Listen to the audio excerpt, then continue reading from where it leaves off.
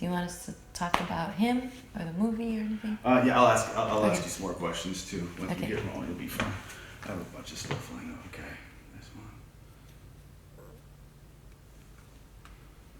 Okay.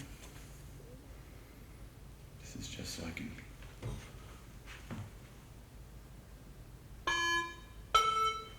Is that a slate on your Yeah, phone? it's like it's that way I can line up the vocals or whatever. That's so funny. Cut 3 things together, you know. Yeah. Cool. A slate app. I've never They think seen of everything I now. know. I've never seen that before.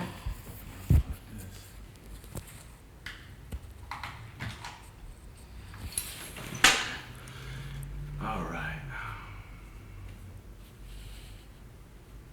First question is, paint me a picture. Where did you guys first see breakdancing? First time I saw breakdancing was in Hollis, Queens. When I was a kid, there was some Zulus that lived down the street, and they'd battle, and my brother and I would go check it out. Then we'd go home and we'd practice, and eventually we started going up to the older kids and try to battle with them. Cool. They thought it was pretty funny. And don't worry, we're gonna be editing all this stuff too, Yeah. like all this stuff, so that way. Cool. And what about you? Go ahead. The first time I saw breakdancing, I used to dance. I was a ballerina at the time, and my dance company went to New York to perform at Joffrey Ballet, and we were in Manhattan actually, and we saw the guys on the corner just breaking, and I was in love with it ever since. I fell in love with it. It was amazing. So it's been like my passion ever since, you know. I just started breaking myself and actually was doing a lot of the moves that only guys were doing. Like I was doing windmills and suicides and, you know, stuff like that. So I really, you know, really took it pretty serious, you know. So I enjoyed it. So Cool. yeah. When did you first see what we're gonna refer to as Boogaloo Shrimp instead of Turbo, just because it's Yeah. like street name kind of thing? Right. When did you first see Boogaloo Shrimp dancing? What was your first reaction? The first time I saw Boogaloo Shrimp dance, we went to private school in Manhattan, and they took us on a field trip to go see the movie Breakin'. And for my brother and I, who were kids from Hollis, Queens, it was pretty cool to see just our culture represented that way. And as soon as he hit the screen, it was like this sort of like epiphany that this is what we wanted to do with the rest of our lives, is be just like Boogaloo Shrimp. We just could not get enough of him. And he really, I mean, he pops out of the screen. He Yeah. really is the one that's the most memorable. I mean, everyone did an awesome job, but for us, you know, he looked like us, he felt like us, and that's who we really related to the most. Yeah. And for me, the first time I saw Boogaloo Shrimp, I actually went to the movies as well. I was with my sister, and I just fell in love with just his style, how he was actually walking on the ceiling, and I thought he was amazing. I really thought he was magical. So. Cool. Good stuff. What influence has Boogaloo Shrimp had on your dancing? Well, it's definitely his style was really so like, you know, it was so concise, and so when you're like, I wasn't one that did a lot of the floor work. My brother did a lot of the floor work, but it sort of changed the way that you thought of movement, and it went on to influence us later because we choreographed a lot of our own shows as well. But when you start with learning how to do those isolations that are very different from a lot of dance moves or dance styles. It's not like jazz isolations or African isolations. I mean, you can see how all of that is sort of evolved into breakdancing or breaking. But his style definitely influenced what we went on to do later on. Yeah. I think for me, most definitely, I would have to say,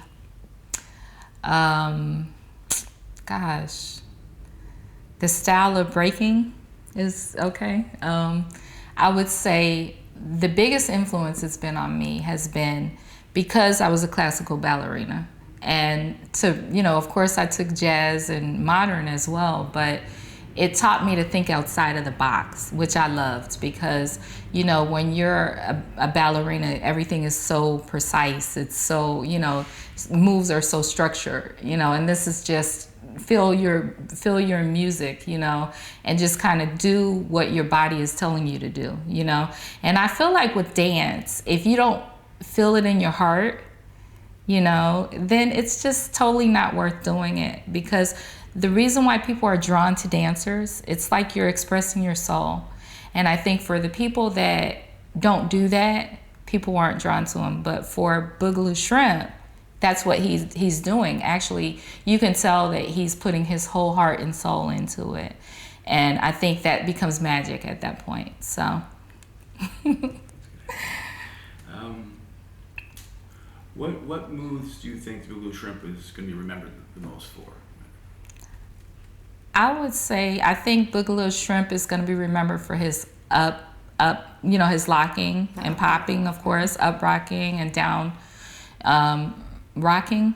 And I just think just for his charisma, and for his, just like I said, putting his heart on, leaving it on the dance floor, and there's so few dancers that can say that. So I think that's really special.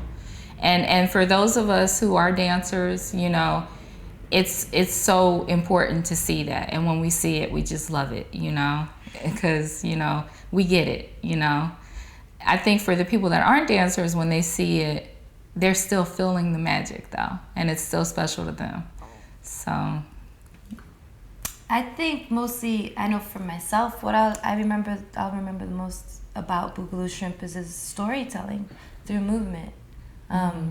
It's it's almost ancestral, it's almost ancient, the way that he can convey, it's like folklore, the way he can convey what he's trying to say through movement without ever saying a word. Right. I think that's something he's really brilliant at. Absolutely. I agree. Have you ever crossed paths with him, or any closing thoughts about him? I crossed paths with him in Miami, like long time ago, and he was just as Boogaloo Shrimp as I hoped he would be. He was like really charming and funny, and just had the moves. There's no not recognizing him. He's so distinct. When he walks in a room, you kind of feel him walk into a room. He has that charisma, and you can sense him from across the room too, because there's only one Boogaloo Shrimp. Only one person dances that way. Yeah, and no, I've never crossed paths with him. I've seen him actually perform live, and it was spectacular, and it was a treat, and can't wait to meet him. Cool. Let me restart this camera real quick, just because it stops every so many minutes, then I'll start over. Let's start over. Get another little slate on this one.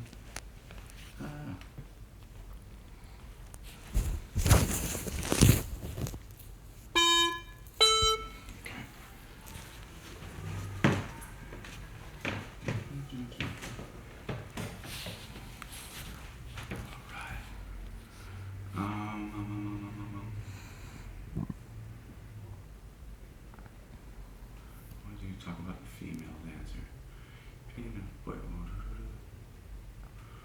What were some of the challenges being like a female breakdancer trying to break in with the boys at that point? Because I know my sister was too, so I kind of have an idea. So I think that, well, in terms of challenges being a female breaker, where we grew up, when my brother and I grew up, that's what everyone was doing in Hollis. And I think maybe because we started so young, we were entertaining to the older kids, to the Zulus and stuff. So they really just kind of took us in. I think maybe being a girl, it wasn't that much of a challenge being accepted because it was an anomaly and we were so young, and they appreciated it. So they taught us some of the moves. They taught us kind of how to be safe about some of the stuff and not hurt ourselves while we were practicing.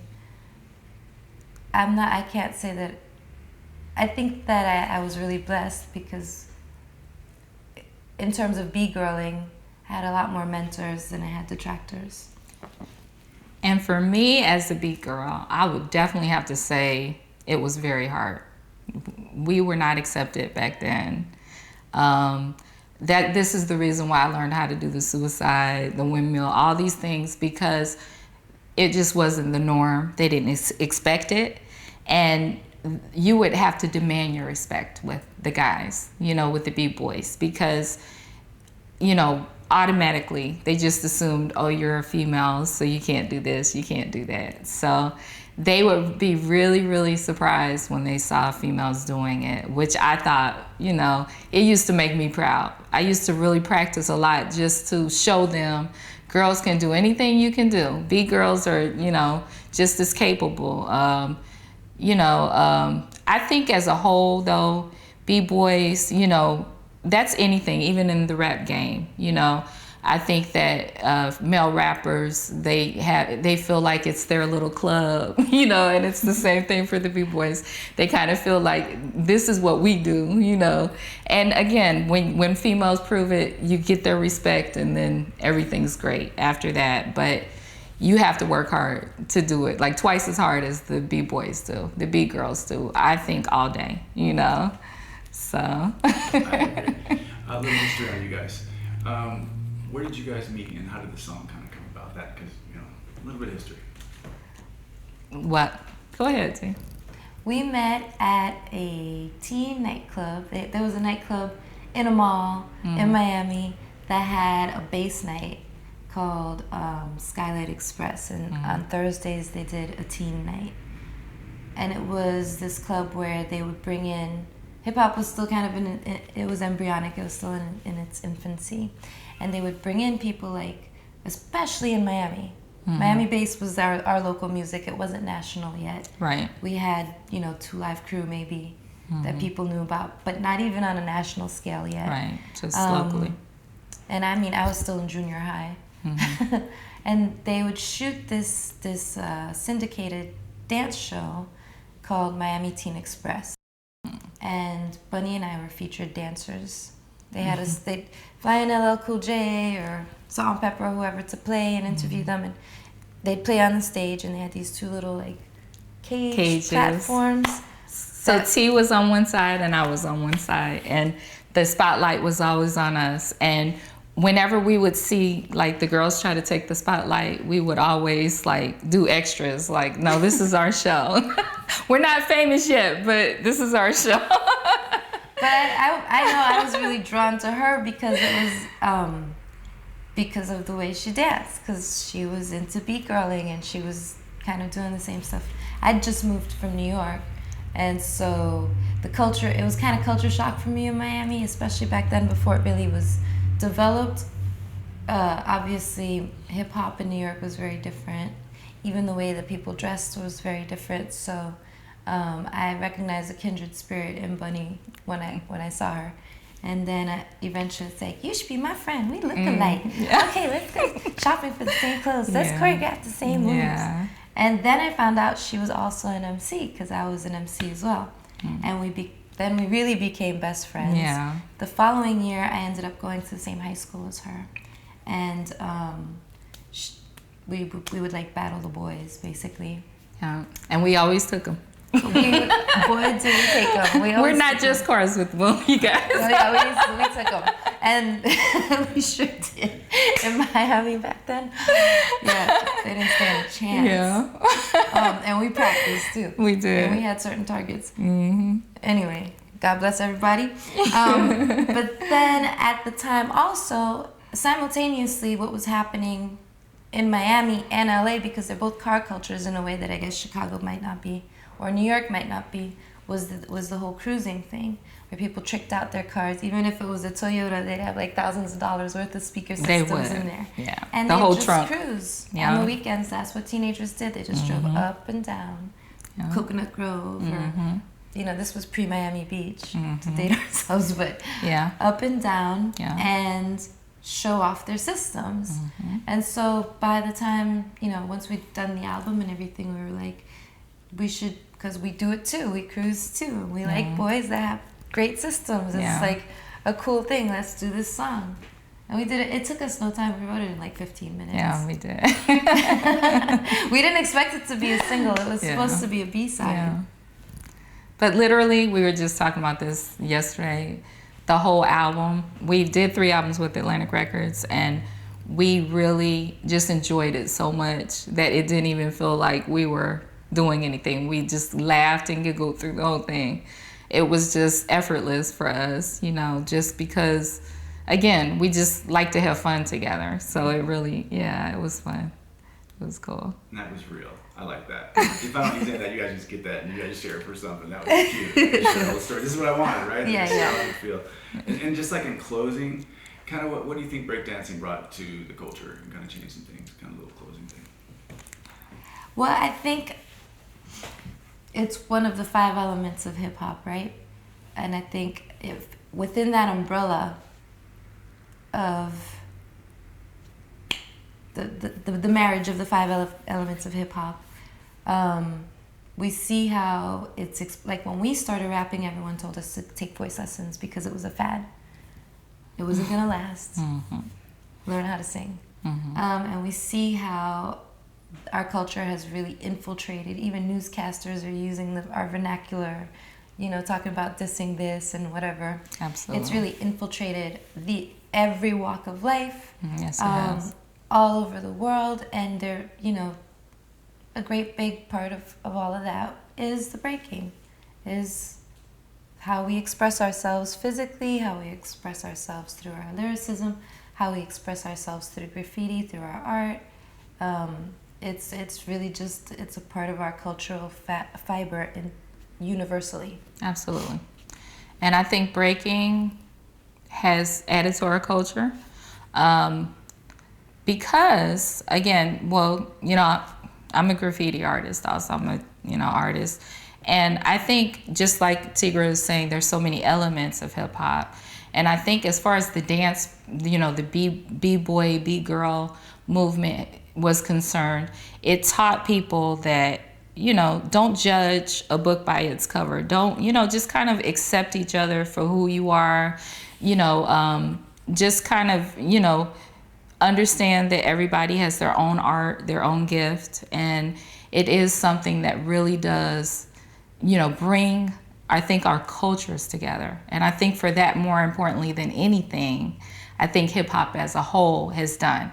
Like you would see back when breaking was out, you know, big when we were younger, you would see every culture doing it, every culture getting together, practicing, and that was something that really didn't exist before breaking, you know? Now they're just like as the most much. Incredible breakers are like in Japan, Absolutely. and Brazil, Yeah. and France, and So almost it's- more internationally than here in the States. It's definitely united us, and I think anything that does that, it's amazing. It's definitely a step in the right direction. So it's therapeutic for everyone to watch as well as do. So that's what I would say. That's what you did say. Thank you. You're welcome. That was You're awesome.